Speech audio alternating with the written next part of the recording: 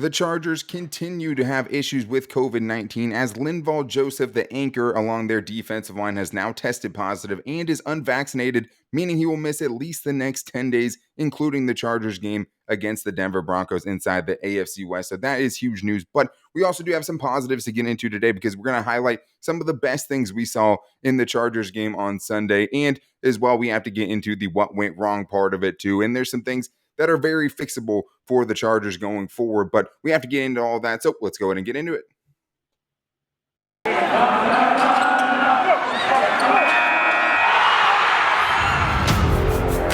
You are Locked On Chargers, your daily podcast on the Los Angeles Chargers, part of the Locked On Podcast Network, your team every day.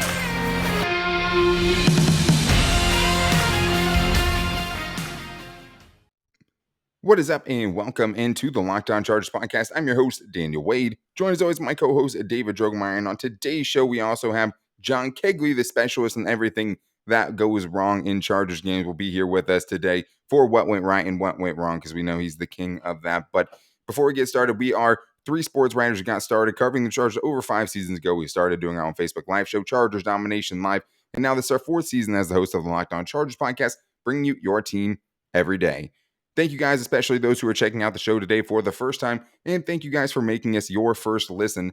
We very much appreciate it, and if you guys need a second listen, make sure if you like any other sport to go find their Locked On show, because we know that there is one. But on today's show, we do have a lot to get into because it is what went right and what went wrong. So we will have to talk about, Justin Herbert, Austin Eckler, young guys on the defensive line stepping up, a lot of good things to get into, but obviously special teams disasters, Chargers giving up 27 points in the fourth quarter and not being able to put the game away earlier, even though they ended up doing it, and that's something that went right. But we have to start with the show with another, big player missing due to COVID-19, and this time it's Linval Joseph, who Brandon Staley announced on Monday is going to be placed on the COVID-19 list because he has tested positive for it, and he's unvaccinated, which in the current NFL rules means he's going to be out at least 10 days. So as of right now, we know that he will miss the Denver Broncos game. We do not know if he'll be back for the Cincinnati Bengals game at this point, but we know he could be by the letter of the law for how it goes for unvaccinated players. So obviously last week, Joey Bosa was a close contact. It didn't end up really, costing the Chargers anything because he didn't end up getting the virus, even though he's unvaccinated. Didn't make him miss any game. This time, an unvaccinated player is going to miss a game for the Chargers, and it's a big-time player. Obviously, David, it was nice to see the Chargers run defense really step up this week, especially with guys off the practice squad, Braden Fehoko, Forrest Merrill coming in and having really good performances in lieu of the other guys who were missing. That was nice to see. Those dudes really played their asses off. But now you're going up against a Denver Broncos rushing attack, which is a little bit different. 2 running backs, Melvin Gordon and Javonte Williams, who have had good seasons for them. When their running game is on, it's on. And this is going to be a huge missing piece for the Chargers defense. Yeah, I mean, figuratively and literally, Linval Joseph is a mountain of a man, and his presence as well. I mean, he's a veteran in this league, has over 10 years of experience, and I mean, he's a voice for this young defensive line group, and that interior group is very, very young. Outside of him, there's not a lot of experience there, so you're going to have to ask these guys who stepped up and played fairly well in this game on Sunday night against the Pittsburgh Steelers to do that again against the Denver Broncos, against not one but 2 very talented running backs. And I mean, it's going to be a challenge, but the Chargers are going to have to be ready for it. Yeah, and at least you feel better about it than you would had you not seen what you did see in the last game from those young guys. And the thing that obviously complicates things further is the fact that you don't know if Jerry Tillery, right, and Christian Covington will be back. You don't know for sure yet, but they should be back this weekend. And really, I think the question is, how much does that help? Because obviously, we saw the team that without those guys have a pretty good performance, right? We know Jerry Tillery obviously hasn't been great in run defense. I thought Christian Covington's actually been pretty good. I don't think that's going to hurt them. He definitely adds some much needed girth to that defensive line group, especially on the interior. So I think that will help a little bit, but it's still one of those situations where you still don't feel good about it, even though the Chargers have been much better about it, John. Like, you still feel like Linval Joseph obviously missing this game is going to be huge. And for the Chargers defensive line, it's like, can it still hold up? Because obviously they started off as the worst run defense in the league. And even though we've seen some area of progression from that unit, especially with these guys in the last game, Najee Harris was still only averaging 3.7 yards per carry going into it, right? So it wasn't the most lethal rushing attack that you're going to face all season. So it's still kind of hard to buy into it, especially if you don't have Linval Joseph. Because if you did have Linval Joseph, you adding in maybe some of those young guys around him makes you feel a lot better about it. Missing him in this one still feels like it's going to be a big piece. It's definitely going to be a big piece, and the fact that he is on the COVID list means he can't even be at the game. Whereas, like, if he had like a little ankle injury or something that he just can't play on, he could still be at the game and help the young guys out. He could Either be there, be later. that mentor, let them know, hey, you messed up right here, or hey, try doing this next time, or make this read. He could do that. He can't do that at the game. He's not going to be there, so you're going to be missing his presence on the field and off the field. Agreed. So you're really going to have to figure out who's going to be the one to step up, because they're all going to be a bunch of young guys. Who's going to be that one that steps up and becomes the playmaker, the leader? You didn't really have that playmaker. You just had three guys basically rotating in that did their job very well and made the play when they needed to. There was no like Joey Bosa within that group where you just know that standout player. Who is it going to be this time? Yeah, and I think that you don't really need it, right? All you really need is a solid performance from those guys, but not a lot of pass rush upside. Like, I think, honestly, best case scenario with Jerry Tillery coming back, maybe you're trying to work him in a little bit. So on the early downs, you keep him off the field. You get him in on obvious pass rushing situations and keep some of those guys who have played better on the obvious running downs, right? And I mean, you're not getting a ton of pass rush either way, even if they go, play action on first down and hit a deep pass or something like that. It's not like having Jerry Tillery in there is obvious, just going to make that not happen. So I think that you have guys that have stepped up and have deserved more snaps. And I think Justin Jones obviously deserves some credit as well, because he played 81% of the snaps in that last game with a lot of young defensive linemen lined up next to him. And he played pretty well too. So it is going to be a big issue for the Chargers to figure out this week. Obviously, you have more faith that they can do it now than you would have a month ago. That's for sure. I mean, if this happened a month ago, you'd be like, we're going to give up, about 350 rushing yards this week to the Denver Broncos. Teddy Bridgewater might throw 5 passes in this game. It's going to look like, some archaic college offense, something along those lines. But you still feel a little bit better while still not being able to totally trust this unit yet. And we'll talk about it more, I think, in what went right, because that was a positive from this game. But it has bitten the Denver Broncos as well, because their starting left tackle, Garrett Bowles, who's been a Pro Bowl left tackle in his career, is probably going to miss this game because he is also tested positive. So it is hurting both sides. Obviously, you'd like to be at full strength, but they're going to be missing guys too. So there's no excuses. Just because Linval Joseph isn't going to play in this game doesn't mean you shouldn't win this game inside the division against a very inconsistent Denver Broncos team. But we are looking into this past game a little bit more, because we do have to look at what went wrong. Because obviously, with a game that started off as promisingly as this one did, to get as close as it did in the fourth quarter, to give up a 17-point lead in the fourth quarter, obviously some things had to go wrong. And obviously, we have the expert in all things wrong here with us, John Kegley. So we're going to get into that coming up right after this. All right, guys. Well, now it's time to get into what went wrong. And we have the Sultan of Sarcasm. We have the King Kong of Wrong here with us today, John Kegley, who specializes in finding the bad things that happen in Chargers games after even a win. And let's be honest, John, this wasn't, Chargers Bengals 2020, right? Where you win on a missed field goal by Randy Bullock, 21 yards, or whatever, 29 yards or whatever it was, a chip shot field goal, and you don't feel good about the win. Obviously, this is a game where there's a lot of things to look at, but you still went and took the game at the end. Either way, that doesn't, doesn't clear things up for how bad things did get for a little while in the fourth quarter and how wild that game got, even though it shouldn't have gotten that way. So when you're looking at the very first thing you think we have to talk about as far as what went wrong in this game, where would you start? I'd say early on in this game, you could not get off the field on third down. The Steelers kept converting it, and you had penalties that helped them with that, like Joey Bosa jumping off sides twice, for example. You had penalties that were helping them. You were assisting them in moving the ball down the field. Even though your offense was doing a great job moving the ball down the field, you were not getting off the field because you were allowing them to convert third downs. And I think that cost you a lot really, as far as like fatigue and freshness as the defense goes. I remember I mentioned keys to the game. I wanted the offense to make long drives to keep the defense fresh. Mm-hmm. The offense did their part. We had 3 drives, and 2 of them started out with 12 plays and lasted a while. You had a fresh defense, in that perspective, but you could not get off the field on third down. I think that made you a little bit more tired in the second half. Yeah, I mean, it definitely probably played a factor in it, right? Because they had some obvious situations. I know in the first half, Chris Harris Jr. got beat on a couple of those third down conversions, right? Where that was something where they could have gotten off the field and they didn't. And the Steelers only had 3 drives, really, right? They got one at the very end of the half after the Chargers field goal, and then they kneeled it out. The half ended. It wasn't a real drive. So on those 3 drives, though, the Chargers didn't really fully ever stop them. You have the 4th down play where you get off the field, right? Obviously. And then you hold them to a field goal and then they get a touchdown on the other drive. So they were moving the ball that entire first half. And it wasn't because of the run. And that was the funny thing. I mean, Najee Harris wasn't breaking off chunk runs to get those. I mean, it was other dudes that were getting beaten. I thought in this game, Michael Davis, obviously a really tough game in this one coming back, got torched a couple of times. I know he had a big play he allowed to chase Claypool, had that big catch and run. I think it was 32 yards to Dionte Johnson, where he was chasing him across the field.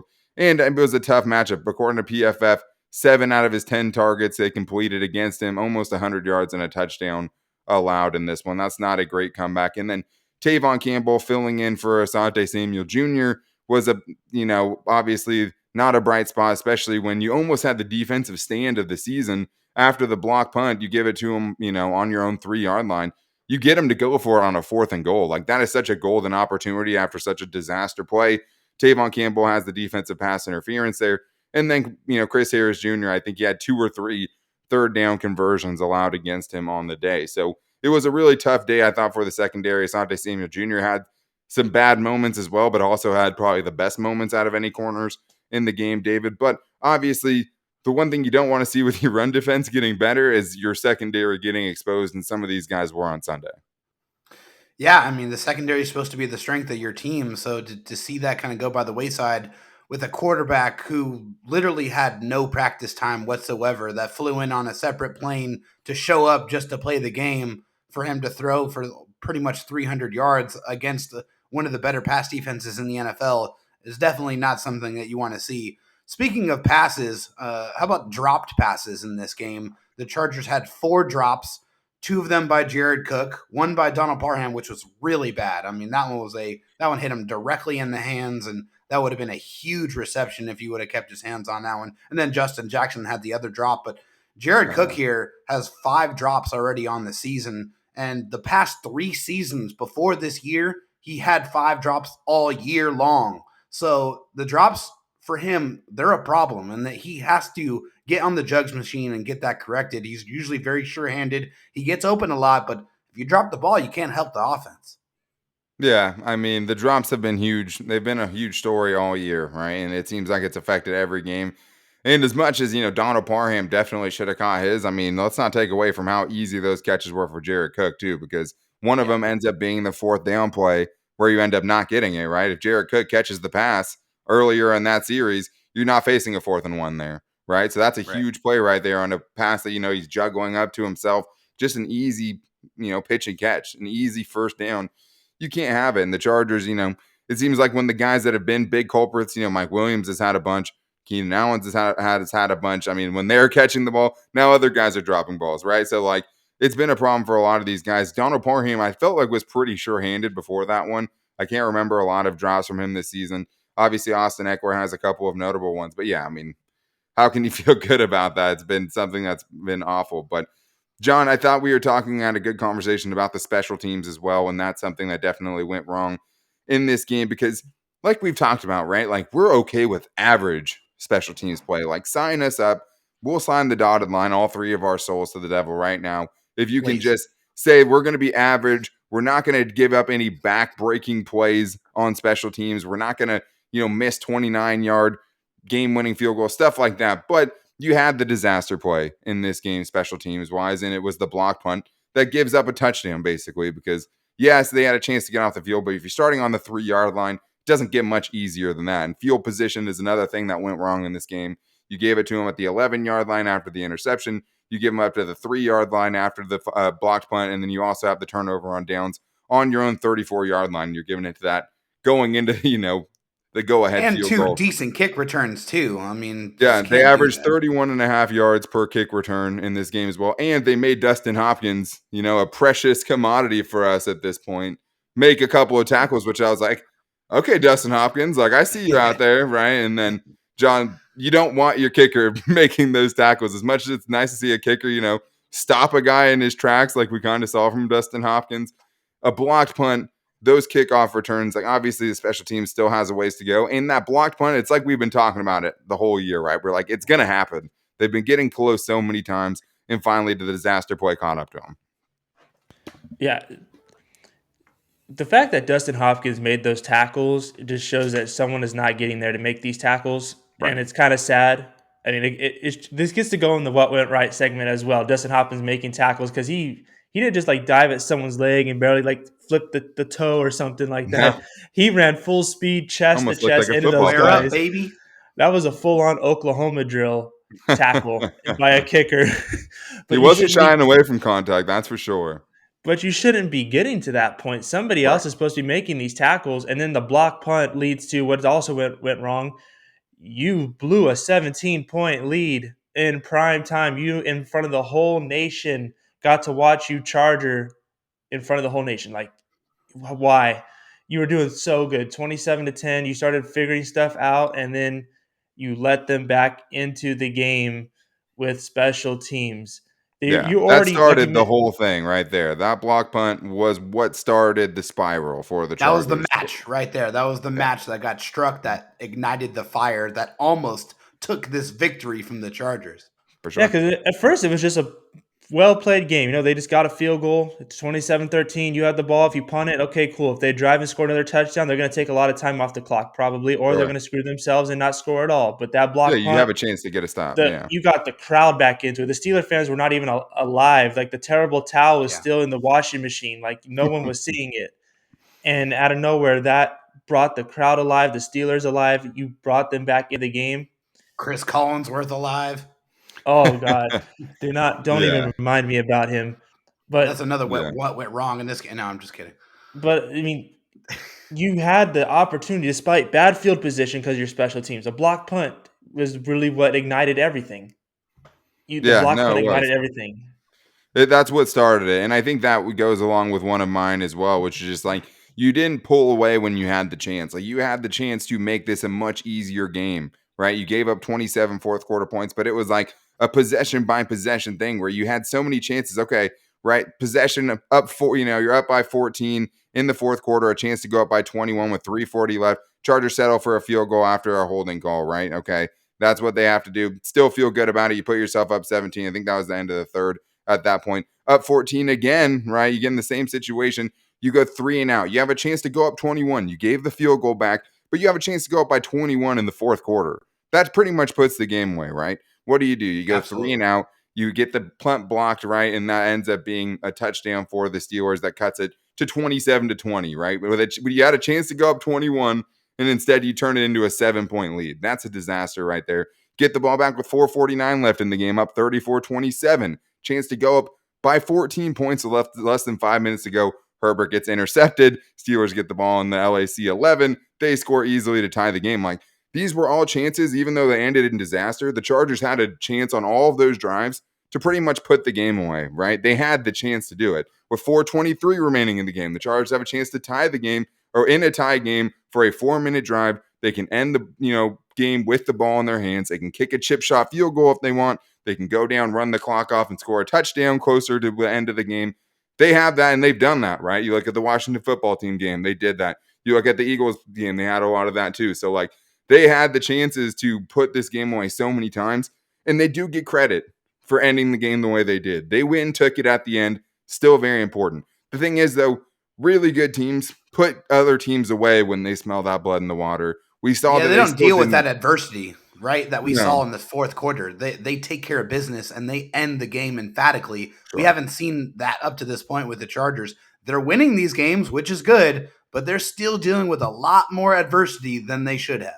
Yeah, and it's just you had a chance. That just has to be something that goes wrong. It's just you had all these chances to put the game away. You didn't do it, and that's something that has to go wrong, even if you get credit for winning the game. a win is a win. You still went out and did what you had to do, and we'll talk about that in the next segment. That's something that went right. But giving up 27 points in the fourth quarter and having it not even really be against your defense, right? Because we talked about before the show, like people see that and they're like, wow, the Chargers defense is just disgustingly bad. And it's like, okay, well, they did get a ball start against them at the 3, the 11, and the 34. That's pretty good starting field position where every one of those drives you start at least in field goal range. Every one of those drives you're basically starting with giving them at least 3 points. They end up getting 17 out of that, right? So context matters there as well. And also what went wrong. Asante Samuel Jr. I mean, we talked about what went wrong for the other corners, but at somehow at this point in the season, the Chargers' second round rookie now has his second concussion and is also the Chargers' best cornerback at this point. I feel safe saying it. I just don't know if Michael Davis or Chris Harris Jr. or Tavon Campbell have had a better season than him. And it's crazy that they rely on him this much. But we've seen scary concussion things happen, right? Joey Bosa missed a lot of time last year, talked about how tough that was. We've obviously have in the history for the Chargers, Brandon Flowers, who was older but had concussions. Hey, he'll be back in a week or two, ends up missing their entire rest of the season, right? So you just don't know, but you wouldn't be surprised if the Chargers really want to take this slow because of how talented he is. Because, yeah, he gave up some big plays. He bounced back from every one of them, right? Gives up a big chunk, fights off a fade in the end zone. He gives up a touchdown, gets a break up on 3rd and 8. So he's just been so important.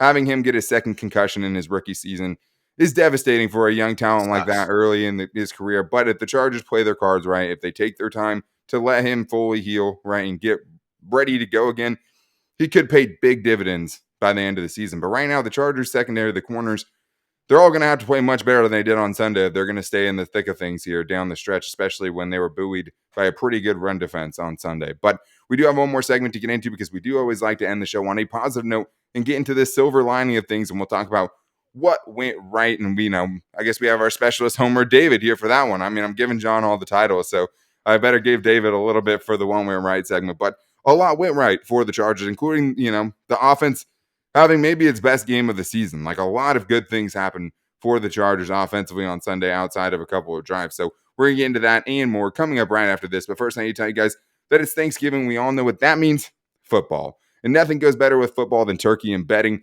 BetOnline has you covered the whole holiday season with more props, odds, and lines than ever before. I mean, I loved that last Chargers game on Thanksgiving, that's for sure. Keenan Allen absolutely dicing up the Dallas Cowboys and Phillip Rivers going out there and smashing them.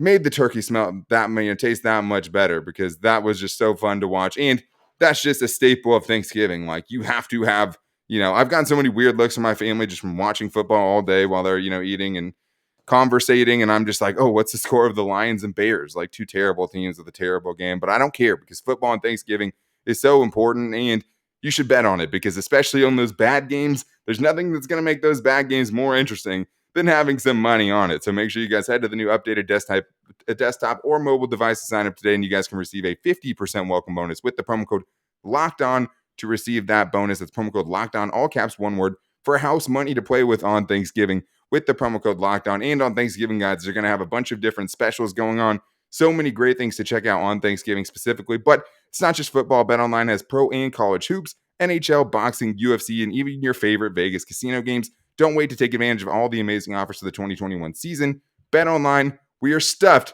with deals for Thanksgiving. All right, guys. Well, now it's time to get into what went right. And for as many negative things we talked about seemingly today, right, still a ton of positives from this game. I mean, there's a lot of places that you can look and find positives, especially for the Chargers, where a couple of guys had historic games. David, I mean, Austin Eckler, 4 touchdowns. Justin Herbert, first quarterback in NFL history to throw for 350 and run for 90. I saw somebody call him the Vanilla Vic, which I thought was really funny. Yeah, I mean, but that was just nobody's even done 350 in 90 rushing yards, right? At least 350. That was. Nobody's done 380 in 90 rushing yards. Even more impressive. Nobody's either done, 370 or 360 in 90 rushing yards either. But no one's even gotten basically close, at least, passing yards wise, to what Justin Herbert did with those 90 rushing yards. And that went down because of the kneel downs at the end. He was up to 93 at one point. But a lot of places you could start here, David, with what went right. So where do you want to start things? Yeah, I'm going to start with Austin Eckler tonight. I just think Austin Eckler was phenomenal in this football game. They got him out in space where he's able to torch linebackers like Devin Bush Jr. Sorry, Devin. That was a really bad. Are you sorry? I'm don't think not I at all. believe you. Yeah. No, I'm not. Yeah, It and almost neither looks is like David's Austin wearing a Eckler. Steelers jacket too. Just to let the record show. No, all I'm just Colts all saying. day. Better Just so I can libel. clear that up. 17 touches, 115 total yards, 6 of 7, 65 yards, and 2 touchdowns through the air. Like I said, 2 touchdowns on the ground. Just a monumental, big-time performance. And Austin Eckler was the first player in LAC history with 2 rushing touchdowns and 2 receiving touchdowns, and the first player to do it since Maurice Jones-Drew in Week 14 of 2011. Just a great performance from Austin Eckler, and the Chargers needed every single one of those touchdowns. Yeah, I talked about it today on Twitter, just saying like you're never supposed to pay those running backs, right? But the Chargers went from potentially paying 12 million to Melvin Gordon over multiple years to missing out on that, and then signing his backup, right? Who we already kind of felt was the more impactful guy, even at that time, with less of the pedigree and not a first round draft pick versus an undrafted player. Obviously, one of them, was more likely to get paid when things started out, but Austin Eckler gets such a good deal. Like, that's such a solid contract for the Chargers. He's honestly underpaid, right, with what he's making right now. What a huge signing to bring him back into the fold, especially when you see the lack of production behind him. I mean, there's been a lot of jokes. RB2 right now is actually just Justin Herbert, and that's the only second running back really the Chargers have right now, and they really need him kind of to be that. But this is something that definitely went right, John. Justin Herbert and Mike Williams hooking up again in big moments, because we know how important he was earlier in the year when their offense was looking really good, and how absent he's been in the 3 out of the 4 games that weren't the Eagles game where the Chargers offense has looked really bad. But we have to get in this stat from Field Yates, because this was a crazy one. Justin Herbert leads the NFL with 5 fourth quarter comebacks already this year. Should be 6, right? If they get that touchdown against Dallas and that doesn't get called back for that illegal shift, they have 6 fourth quarter comebacks this year. That's crazy that Justin Herbert leads the NFL in that. And obviously that means you have to be down in a lot of fourth quarters. But the duo of Herbert and Mike Williams have combined for 5 go-ahead touchdowns in the fourth quarter, the most ever in a single season, John, in NFL history. So seeing that happen in the first 10 games is pretty ridiculous. And that was a welcome sight. Justin Herbert balling out and him and Mike Williams connecting for go-ahead touchdowns late in the game. Well, even with Keenan Allen coming back into the picture with not dropping passes in this game as well, needs to get mentioned in that little part. But it was nice to see Mike Williams come back, and he gets that game-winning touchdown, and he does that little high step walk to avoid the tackle to breaks the tackle after the catch. A broken tackle after the catch. That's a wild stat, though, to have that through the first 10 games. Nobody has ever done that. More fourth quarter go-ahead touchdown. That's pretty nice. When I saw that, I was like, wait, you mean Montana to Jerry Rice didn't have this kind of stat? Are you kidding me? They probably weren't down in as many fourth quarters as the Chargers are, but yeah, that probably plays a part of it. Joe Montana was known as a Mr. Fourth Quarter, so the fact that it wasn't Jerry Rice that caught 5 in one season is amazing to me. So that's a good company to be above, really, when it comes to that kind of stat, especially like the John Elways to somebody. Phillip Rivers only has 29 in his career, and Justin Herbert has 6 in this season. You know what I mean? I mean, that's pretty crazy. I think he's almost at 10 for his career, and he's not even through 2 seasons yet. So he's almost a third of the way to Phillip Rivers' record for the Chargers, at least. But I think you also got to mention somebody in this segment that we mentioned in the last segment for making tackles. Those tackles were pretty amazing, Dustin Hopkins. They deserve to be in this segment as well, but you didn't miss a kick either. Yeah. And you didn't miss a kick. You did not miss a kick. You made tackles on special teams. I mean, you should be special teams player of the week, really, in the NFL, not just for the Chargers. You made all the kicks, especially the clutch extra point, and you're making tackles to save yardage. That was already a good kickoff return to begin with. You saved yardage by just throwing yourself into somebody else. That's a tackle. That's a special teams player. Yeah, and consistently kicking it through the end zone after those tackles, right? I think he had enough after the second one. He's like, you know what? I'm just going to kick every single one of these through the back of the end zone. I don't feel like making any more tackles the rest of the game. I'm done with this. I'll just take this into my own hands. Yeah, no, 100%. And I mean, on the defensive side of things, I mean, just some guys, Joey Bosa, even though he goes down with 1 tackle and 1 sack and 1 tackle for loss, he was right there on all 3 sacks. I mean, Chenin Nwosu's sack and Kyler Fackrell's sack, he played a big part of as well. Joey Bosa and the timing. when it happened. He got a sack at the end of the game when the Chargers needed it the most. That's what happens. That's what these big-time players do. They turn it on when their team needs it the most. That's what Joey did. Yeah, Well, even and the I whole thought that defensive Kazir line. White, the one that I'm going to get to the whole defensive line too, but Kazir White, another really good game. He diagnoses that fourth down play that's killed the Chargers so many times on that second drive for the He's Steelers gotten so offense. much better. I mean, he just covered that up. The instincts there were so nice to see, and he stops the touchdown, right, and gets the ball back to the Chargers, which, Chargers offense, which is something he's done a bunch of times this season. I mean, him and Joey Bosa and Derwin James are usually at the center of getting the ball back into the Chargers offense's hands. So Kazir White continuing to play well, continuing to diagnose and have really good instincts, and being a factor in the running game as well. But Joey Bosa, even the tackles in the flats, right, 2 tackles in the flats as an outside linebacker was really nice to see, because it seemed like Braden Staley kind of knew they were going to do something really quick on those plays, because you never want to see him doing that, right, dropping. But both times I saw him do it, 2 out of 3, I think that I saw him do it, they went to a play in the flats with him right in front of it, and he made 2 open field tackles that were pretty nice. One on a tight end. I mean, that's something that Joey has never been asked to do before this time. I think they're both on tight ends. Yeah, I put a clip of it on my Twitter account if you want to go see it. I mean, that's really fantastic stuff from Joey. Really, he just doesn't do that. So I thought one was Ebron and one was Freiermuth. Yeah. So that obviously was nice, and just seeing him, and I don't know how much he loves being a stand-up guy on the outside, but he obviously was at his best on the interior too. I mean, that dude is so dangerous when he's lined up inside. But to John's point, I mean, the entire young defensive line that stepped up in this game deserves a lot of credit, and that's the Forrest Merrills, our boy, the Braden Forrest, who got a nice run stop in there. Joe Gaziano got his hand up and batted down a pass on third down. That was huge. I mean, these guys stepped up when they showed up. These were the backups coming in for the starters who were the worst in the league at run defense, right? So to see the performance that those guys did, to get that out the way that those guys did, and like to hear them, like those guys were so confident in themselves, and the defense was so confident in those young guys to step up. That's pretty cool. I mean, 3 practice squad players, Andrew Brown out there, Forrest Merrill, Braden Fehoko, all coming in and playing, and paying dividends for the Chargers. And shout out to Justin Jones too. Like I said, 81% of the run defense, or the total defensive snaps. That's a lot for a defensive tackle. So that's pretty nice to see him, being able to play that and being part of the reason why the Chargers run defense is getting better.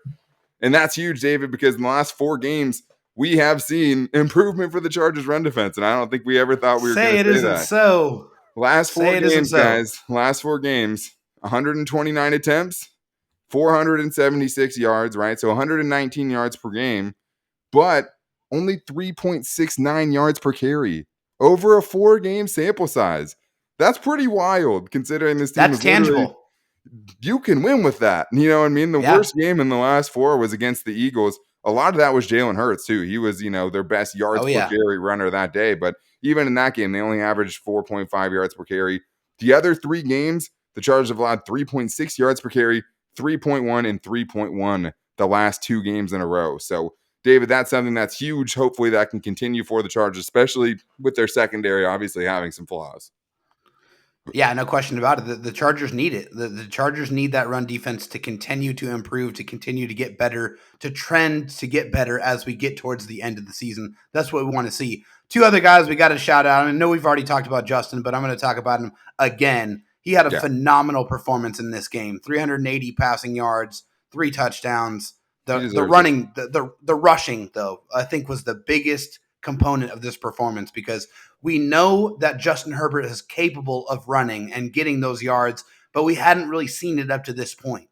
But he exploded in this game. He saw the opportunities. He made the right decisions. He ran and he got those yards. He protected the ball. I mean, whatever with the 1 interception, that hit Hayward right in his helmet, okay? But he was very decisive when he decided to make those decisions to go run for the ball, and it was fantastic. That's what the Chargers need. That's what Justin Herbert does at a high level, and now we're finally seeing it at the NFL level.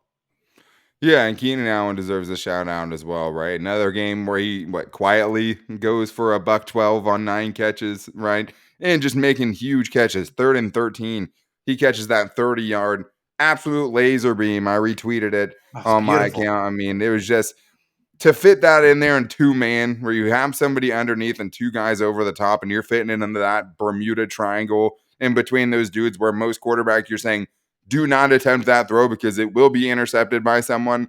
And then to have it go where it did, like Keenan Allen wasn't even open really. Like, and he's firing that ball in there 30 yards down the field, and the exact timing, because timing is everything on that play, to make that, to fit that ball in. Another few crazy throws from Justin Herbert as well in this game. He just making those wild throws, but like he needs to be a superstar quarterback. He needs to elevate the guys around him. And I think we actually saw more of that on Sunday with Justin Herbert. Like he made their offense that much better. He helped the receivers and the running backs with his rushing ability, John. Like when he's playing at that level, when he's using his legs, he's so hard to stop. And that's just after the month that he had, even though he played really well against Philly, it was just so nice to see this version of Justin Herbert who took his game to the next level. He really did. It made a big difference in the game. You had so many opportunities to just blow the game just because the Steelers made the right coverage. Like they dropped back and they had all the coverage, they had all your receivers taken away, and you just throw an incomplete pass. That's a Phillip Rivers type play because he's not a great scrambler. Like nothing against Rivers, but you wouldn't see that when Rivers was never in the game. owned that. Yeah, he never owned that ability. Herbert gave you a new dimension to the offense, a new opportunity to extend plays and extend drives, and it showed in this game. And it was a big factor in the fact that you blew the lead, but you finished the game. You were able to finish this game, and you didn't blow a 4th and 29. I gotta say it. You didn't. Yeah. The Steelers went 4th and 29. You didn't let them convert it. You finished the game. You were down. You came back, got the game-winning touchdown, a great pass to Mike Williams, and then you had the Steelers in 4th and 29, and you stopped them. You stopped the Steelers on 4th and 29, and you got the win. It has to be said. I said it, mic drop. Well, thankfully, it wasn't 4th and 29. It was, 4th and 32. But if they would have gotten that snap off on 29. It was 4th and 29. They got a penalty that made it half distance to the goal. Sure, but thank God they didn't get the snap off on 4th and 29 because who knows? You know what I mean? Who knows? Thankfully, anything but 4th and 29. Anything. Well, and the thing we talked about before the show where it's like, 4th and 9 seems crazy until you think about it. It's really only a defensive holding or an illegal hands to the face or a roughing the passer. Rice. Yeah, oh my God. 4th and 29, hey, diddle, you know the rest. But like, we've seen those dumb things happen, right? Even, last year or like the last couple of years, the game against the Broncos where they have that pass interference where they just threw it up at the end of the game. They just give up an easy pass interference. We saw those against Casey Hayward last year towards the end of games. Like, it's not unchargers like to do something stupid. Yeah, and like, that's part of this. I mean, Justin Herbert, superstar, he showed it, and that's huge. If he plays like that, the Chargers are just going to be so hard to beat because he also did the bailing out thing again, where he bails you out on 3rd and 13, where he's making some crazy throws. He's picking up 3rd and 5s with his legs. That's obviously part of his game. Especially if you incorporate Austin Eckler into the offense the way you didn't open up the passing game more. Right. And just getting everyone involved. Like, they had everybody super involved in this game. I mean, they got Trey McKinney gets a catch. Josh Palmer gets a couple catches. I mean, it's nice. Yeah, Josh Palmer had a catch. Jalen Guyton had a catch. Trey McKinney, Donald Parham, 4 catches, which is unlike it. I almost had the Donald Parham, bold prediction, Donald Parham, Keenan Allen thing right. They missed 2 touchdowns, but John Kegley's bold prediction actually did come right. So that's something, or did come true, I should say. He said Najee Harris, less than 50 rushing yards. Guy was only averaging 3.7 yards per carry coming into it. But that is something that went right at the end of the game. Like, as much as I bashed him in the last segment for not putting the game away, finding a way to win the game is important because this is a flawed roster. It's not always going to look pretty. You're going to give up some leads, and you're going to be forced to come back in the 4th quarter and win a game, and the defense could play bad for the entire game, and they're going to be asked to make a stop at the end of it. And that's what we saw in this game with everything going poorly on that 4th down play, right? That was going bad. That 4th down and 1 call, obviously, it has to be a quarterback sneak there. That's something that went wrong. But your defense after that, holding them to a field goal were really 2 first downs, the game's over. They kick a game-winning field goal, the game is over. Your defense holds them to a field goal, gets the offense the ball back, right? That was huge. Chargers go up. They score the touchdown because that's the other thing with Justin Herbert is he's had to come through in the clutch so many times this year and so many times he's gotten it done. And like, I love Phillip Rivers, but like, there's a lot of end of game situations where ended in interceptions. Let's be honest about it, right? Where they came just close to getting that 4th quarter comeback and they come up just short, right?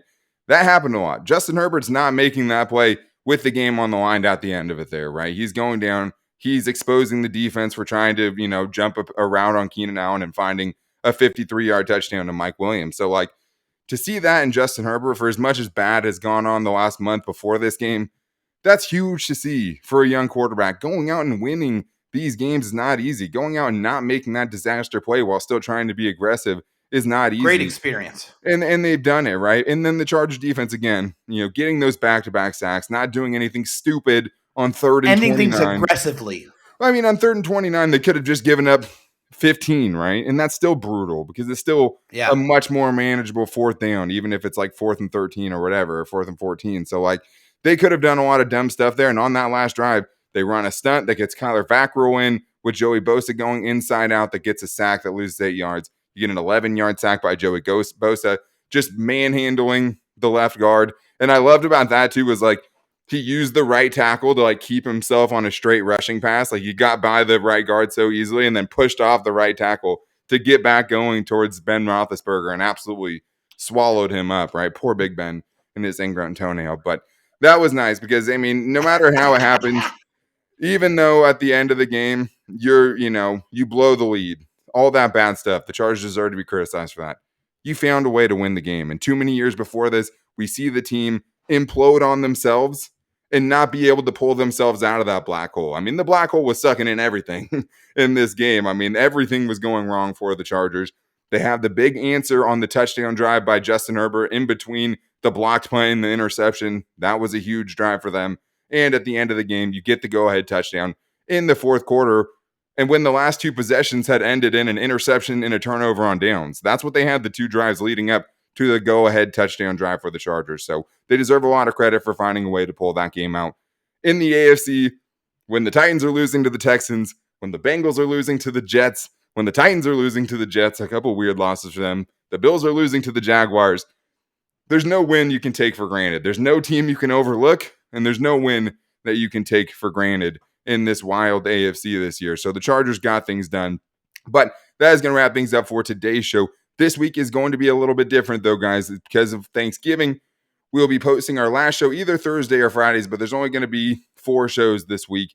Tomorrow is going to be Crossover Wednesday, right? We're throwing things back with a Crossover Wednesday. We're going to have Cody Rourke on the show to break down this matchup, which is a huge matchup. I mean, the chance to go to 7-4, the chance to go to 3-0 in the division.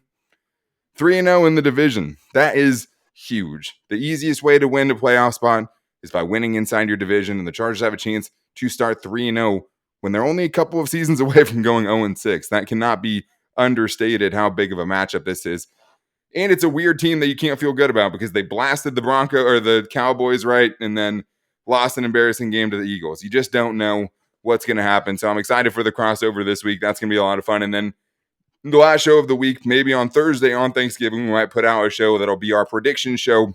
We'll go through what we know at that point and talk about what our keys for success are going to be. But to make sure you guys don't miss it, if you guys are checking the show out on our new Locked On Chargers YouTube channel, make sure to go to the bottom and hit subscribe there. We would really appreciate it, and we like doing that with you guys. If you guys want to follow the show wherever you get your podcast from, you can do that at Apple Podcasts, Google Podcasts, Spotify, the new Odyssey app, and even the TuneIn app. Wherever you get your podcast from, you can find the Locked On Chargers podcast there. But you can also find us on social media. You can find the show's page on Twitter at Locked On LAC. You can find us on Twitter for me at Dan Talk Sports, David Drogemeyer at Dro Talk SD, and John Kegley. If you're not looking at it on YouTube, which is much easier because it's a terrible, terrible name, is at Biggest Charger Fan, 1G Charger FN at the end. So that's John Kegley's for you. But you can also find our new at Locked On Chargers Instagram page and find our Locked On Chargers Facebook page. But this week's getting sped up a little bit. We have, that was a fun win, a wild win, a heart-racing win.